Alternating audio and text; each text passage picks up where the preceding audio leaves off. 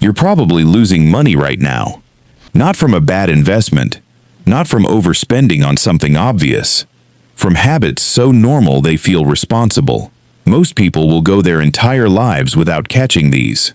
Not because they're careless, because these habits are designed to be invisible.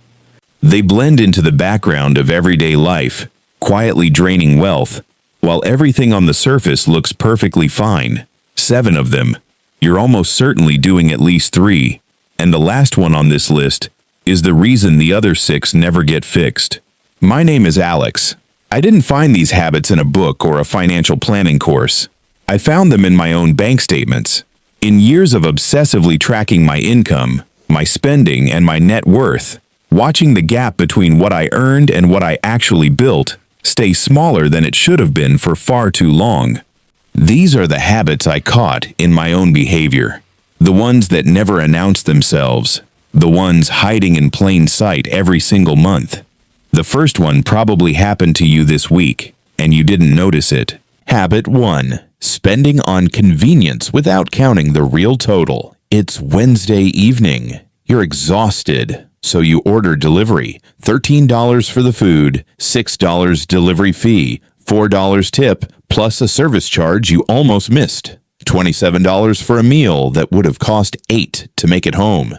No big deal, except it happens again Thursday, and Sunday, and Tuesday. Add the rideshare because parking was frustrating, the same-day shipping upgrade because waiting felt inconvenient, the subscription box that arrives monthly and gets opened once. None of it feels significant. Each transaction is small enough to disappear into the noise. But here's what almost nobody notices. Convenience spending is specifically engineered to stay below the threshold where it registers as a real financial decision. The apps break it into tiny amounts so the monthly total never appears as a number you consciously chose to spend. Most Americans are losing $300 to $600 a month this way, and they genuinely couldn't tell you where it went. The fix is uncomfortable in the best possible way. Add up every convenience charge from your last 30 days. One number. The total will change how you see these transactions permanently, but convenience spending isn't close to the most expensive habit on this list. And the next one is dangerous precisely because it feels like the responsible choice. Habit 2. Mistaking a savings account for an investment. Picture a bucket. Every month you fill it with water, carefully, consistently, doing everything right. But there's a small hole at the bottom, slow enough that you never notice it, fast enough that the bucket never actually fills. That's leaving money in a traditional savings account. The average American savings account pays around 0.5% interest annually. Inflation historically runs between 2.5 and 3.5% per year. That gap, quiet and invisible, is actively shrinking the real value of every dollar sitting there. Here's the number that makes it real. $30,000 in a standard savings account for 10 years grows to roughly $31,500. That same $30,000 in a broad market index fund at a historical average of 8% becomes approximately $64,700, a $33,000 difference from the exact same money, from nothing except where it was kept.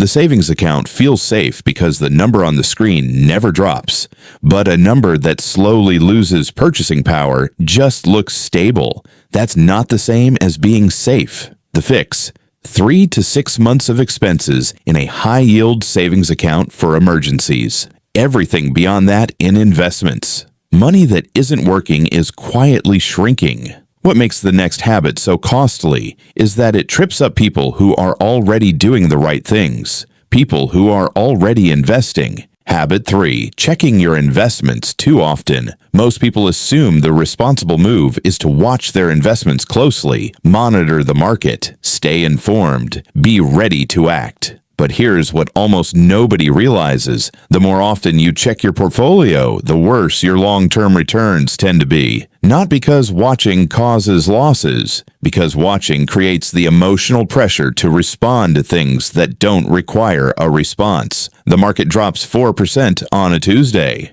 You're watching. Every instinct says, do something. Sell before it gets worse. Move to cash. Wait for things to stabilize. That impulse, acted on repeatedly, means selling low, missing the recovery, and buying back in only after prices have already climbed. It's the most expensive pattern in retail investing.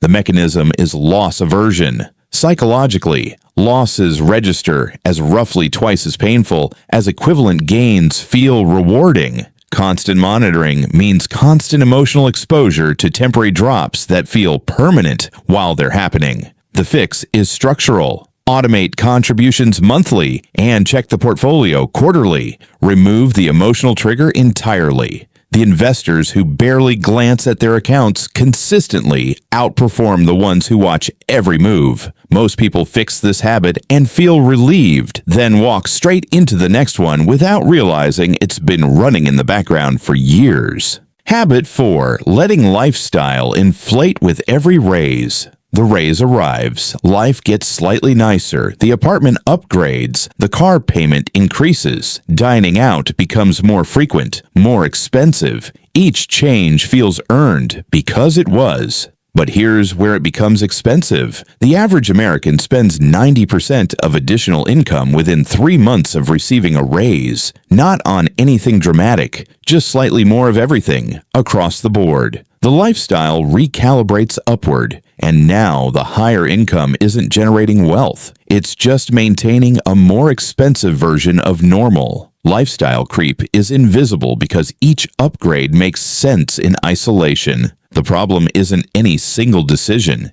it's the pattern, where every income increase gets fully absorbed before it has a chance to build anything. The fix: before the lifestyle adjusts to a raise, automate an additional investment contribution equal to at least half the increase. The lifestyle never misses what it never experienced. The investment account notices immediately. The next habit is quieter than all of these, and it's been draining money from your account so slowly that most people don't catch it for years. Habit 5. Ignoring small recurring fees. Open your last credit card statement. Go line by line. Count every subscription, every annual fee, every $8.99 monthly charge for something you signed up for and forgot. Most Americans find between 12 and 15 of them. Several overlap.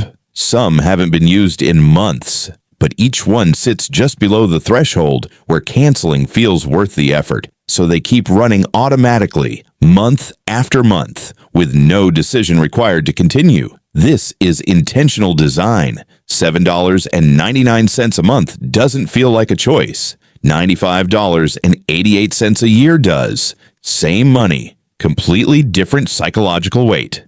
The fix: a 30-minute audit every 6 months. Every card, every recurring charge. Cancel what's unused.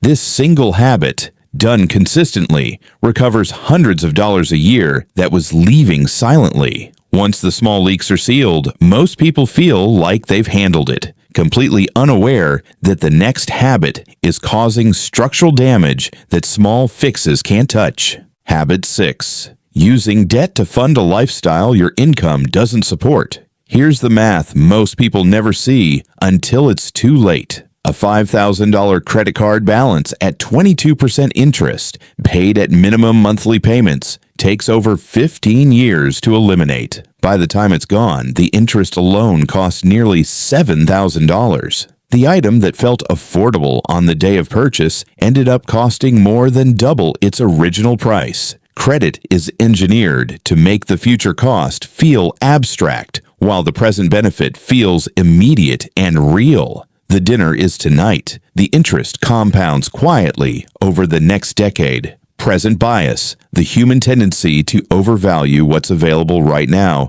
is what makes this trap so effective. The fix: no new debt for lifestyle expenses. Existing balances attacked, starting with the highest interest rate first. Every dollar paid toward high-interest debt is a guaranteed return that almost no investment can reliably beat. All 6 of these habits are expensive, but they all share one thing in common. And the final habit is the reason none of them ever get caught. Habit 7. Managing money entirely in your head. No written budget. No documented targets. No specific number being worked toward. Just a general intention to spend less and save more. Held loosely in memory. Reviewed when something goes wrong.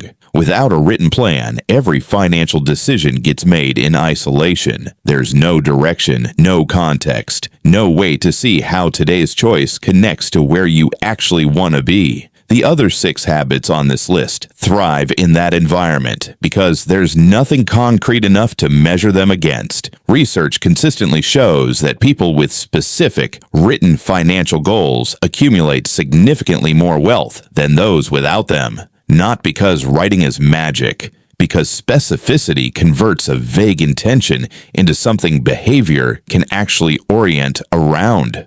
1 page, monthly income, fixed expenses, investment target, 1 year and 5-year net worth goals, reviewed once a month. That's the system. Without it, every other habit on this list runs completely unopposed, and you won't even see them doing it. Here's what connects all 7. None of them feel dangerous while they're happening. Every single one feels like a normal, reasonable part of everyday American life. That's not a coincidence. That's precisely what makes them so expensive over time. Wealth isn't destroyed by dramatic mistakes. It's eroded by small, repeated behaviors that never get examined closely enough to change. The salary isn't the problem for most people. The invisible habits are. And the moment you start seeing them clearly, really clearly, not just intellectually, is the moment everything starts working differently. If this video changed how you see your own financial behavior, subscribe and leave a comment. Which of these 7 habits hit closest to home? See you in the next one.